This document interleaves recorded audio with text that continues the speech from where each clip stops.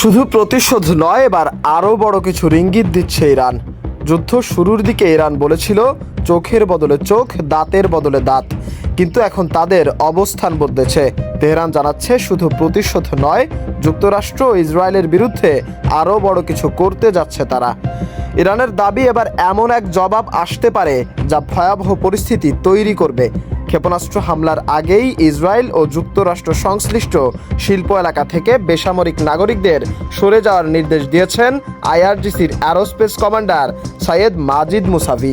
তিনি সতর্ক করে বলেছেন পরবর্তী হামলা হবে আরও কঠোর ও বিধ্বংসী। এদিকে ইয়েমেনের হুথিরাও ইতিমধ্যেই ক্ষেপণাস্ত্র নিক্ষেপ করেছে। পুরো অঞ্চল জুড়ে যুদ্ধের উত্তাপ ছড়িয়ে পড়েছে। ইরান ইঙ্গিত দিচ্ছে পারমাণবিক স্থাপনা থেকে শুরু করে শিল্প অবকাঠামো সবই তাদের সম্ভাব্য টার্গেট। বিশ্লেষকদের মতে এমন পরিস্থিতি বিশ্ব অর্থনীতি ও মধ্যপ্রাচ্যকে বড় ঝুঁকির মুখে ফেলতে পারে। অন্যদিকে ডোনাল্ড ট্রাম্প জ্বালানি স্থাপনায় হামলা স্থগিতর কথা জানালেও একই সময়ে ইরানের পারমাণবিক ও শিল্প স্থাপনায় হামলা চালায় ইসরায়েল।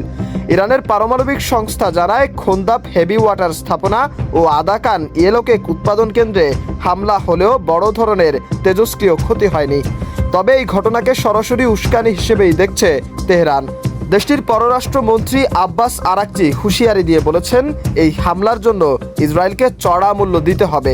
একই সঙ্গে আইআরজিসি জানিয়ে দিয়েছে এবার আর আগের মতো সীমিত প্রতিক্রিয়া নয়, বরং আরও কঠোর জবাব আসছে। বিশ্লেষকদের ধারণা সম্ভাব্য হামলায় শুধু সামরিক লক্ষ্য নয়, বরং অর্থনৈতিক ও শিল্প অবকাঠামো টার্গেট হতে পারে। এমন কিছু ঘটলে মধ্যপ্রাচ্যের গুরুত্বপূর্ণ নৌপথ, বিশেষ করে হরমুজ প্রণালী ও বাব এল মানদেব বড় ধরনের ঝুঁকিতে পড়বে।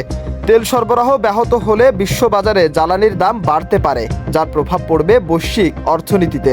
এতে চাপ বাড়বে যুক্তরাষ্ট্র সহ সংশ্লিষ্ট দেশগুলোর উপর। সব মিলিয়ে পরিস্থিতি এখন এক অনিশ্চিত ও সংকটপূর্ণ অবস্থায় দাঁড়িয়ে।